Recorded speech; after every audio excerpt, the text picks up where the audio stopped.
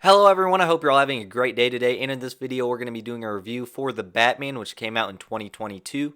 And this was an interesting film because when the development for this started, it was originally going to star Ben Affleck and be part of the DCEU timeline, but it got completely reworked and turned into its own continuity. We got Robert Pattinson as the new Batman actor, and we're expected to get some sequels in the future. We also have a Penguin spin-off series, but there's a lot to dive into, so let's hop right into the review.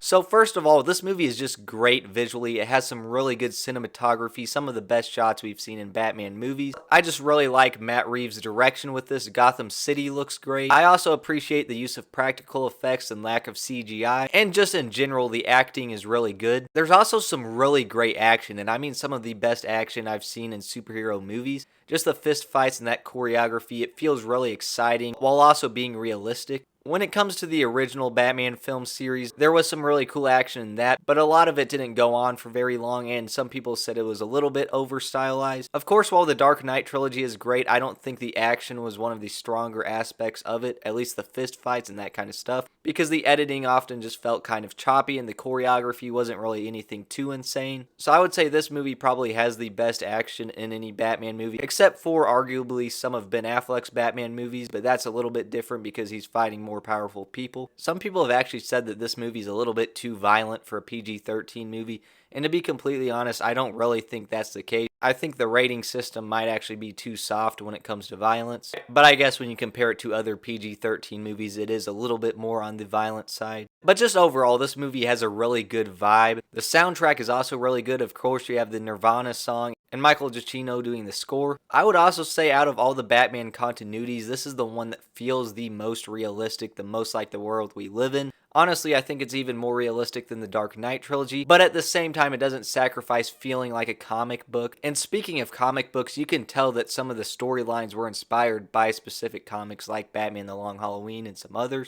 And I must say, the Robert Pattinson version of Batman feels really good. He feels intimidating. I also think he has a good Batman voice. Not to mention, this is one of the better live-action Batman suits. It feels like something that someone would piece together with all these different materials. This movie also has probably one of the better Batmobiles, and there's a really good car chase sequence. And just throughout the movie, I like how it focuses on Batman's ability as a detective. There's a good dynamic with him and Commissioner Gordon, and I also like how not all the police in the Gotham Police Department know if they can really trust Batman or not because he is a vigilante. So you get to see different people's perspectives.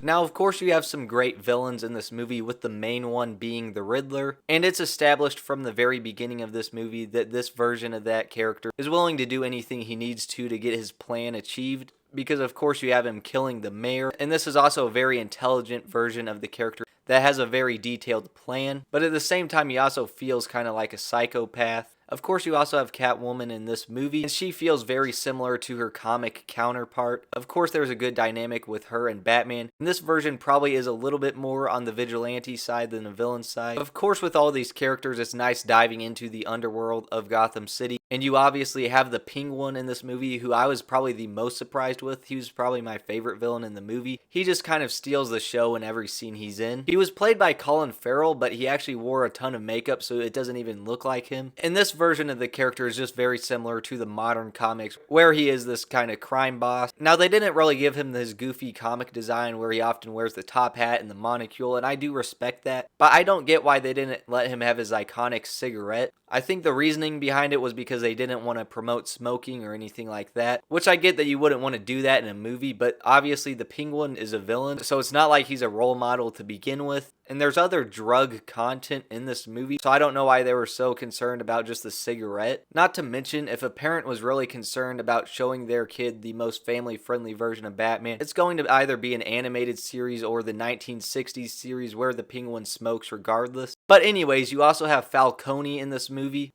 And the thing I appreciate the most about this movie is how it's able to squeeze all these villains in and characters from the comics without any of the plot points feeling rushed. because it just makes sense with the whole underworld. Everyone has these connections to each other. Now, of course, the Joker actually does appear briefly at the end of the movie when he's in Arkham Asylum with the Riddler. There was actually another scene with him, though, that got deleted from the final cut. You can find the clip of it on YouTube, though, and I can put a link down below. And it's just a scene where essentially the Joker is talking to Batman, and while he's Batman's arch enemy, he's also kind of serving as a mentor, which is definitely an interesting spin on the Joker, but it's not like anything too crazy that goes against the comics. I will say, though, I kind of wish they left that in the final cut of the movie. The counter argument for that is that it would have made the Joker's first appearance in this trilogy not that significant, but my counter argument for that is that his first appearance in the movie is the asylum scene anyways now, which honestly feels less significant. I mean, I could get if you saw this in theaters when it first came out and you couldn't quite tell if that was actually the Joker or not, but there's no mystery behind it anymore. That is officially the Joker's first appearance in this trilogy, and I think it would have been better if the deleted scene would have been his first appearance in the trilogy. The only downside of that is maybe it would have distracted people from the main storyline going on. And I know a lot of people are thinking that the Joker's being overused in Batman media, but in my opinion, he really can't be overused as long as it's a good version of the character. Yes, he's in more Batman media than any other villain, but there's a reason behind it. He's the best Batman villain. And it's not like that was ever a question. Now, there are some minor problems I do have with this movie that should be addressed. First of all, while this version of Batman has a really great Batman persona, and you get to see so much of him just being Batman throughout the movie, and it's pretty satisfying, at the same time, he doesn't really have the best Bruce Wayne persona. Most versions of Bruce Wayne, he's having fundraisers and that kind of stuff. He's going out in public acting like this billionaire playboy, and that just helps hide his identity as Batman better because he acts completely different. But this version of the character is just honestly really obsessed with fighting crime. He doesn't go out in public too often, and when he does, he has like the same look on his face that he does when he's Batman. And I get that all of that was intentional. They kind of wanted to make this a little bit of a different version of Bruce Wayne, but I just think they went a little bit too far. Also, kind of along those same lines, I feel like Batman's abilities and his intelligence is a little bit inconsistent throughout the movie. This is supposed to be a younger version of Batman in his second year of crime fighting, so he's not supposed to be at his peak crime fighting skills and wisdom, but I just feel like throughout the movie, sometimes he makes really smart choices and other times not so much. Sometimes he's very good at physical combat and other times not quite as much, and it just feels like they went with whatever they needed for it in order for the plot points to go the way they wanted. Also, you had Andy Serkis in this playing Alfred, and Andy Serkis is a great actor. I understand why they would want him for Alfred, but I feel like they didn't really give him enough scenes or dialogue in this movie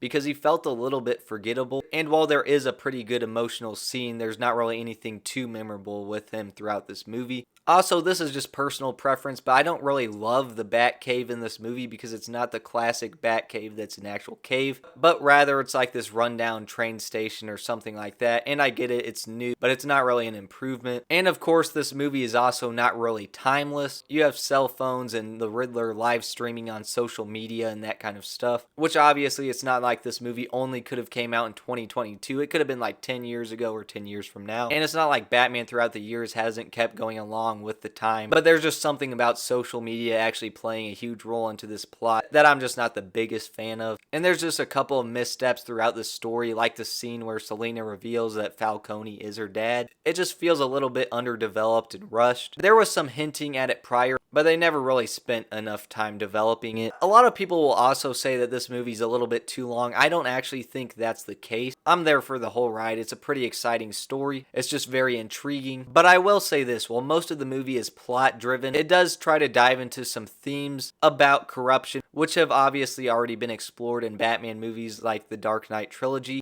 But I feel like in that case, it just did so much of a better job, just kind of explaining how Gotham City had become corrupt because of all of this crime. Whereas the way they tackle it in this movie is not the best, and I don't really want to dive too deep into it because people have different opinions on that. But I'll just say it's not really the best direction they could have gone. There's just some lines of dialogue and stuff like that that just didn't feel like they needed to be in a Batman movie. But nonetheless, it wasn't anything that like ruined the movie. It just disappointed me a little bit. But still, nonetheless, most of the movie is exactly what I wanted it to be. It just had a really good vibe, and it felt faithful to the Batman comics, while still finding new fresh stuff to do with a Batman movie. And just from beginning to end, it's really interesting. It has a great opening monologue and ending monologue. So overall, on the quality scale of 0 to 100, I'll give it a 90%. And I would definitely recommend this, especially if you're a fan of Batman. But if you've already seen it, let me know what you think about it in the comments section down below. As always, thank you guys so much for watching, and I will see you guys in the next one.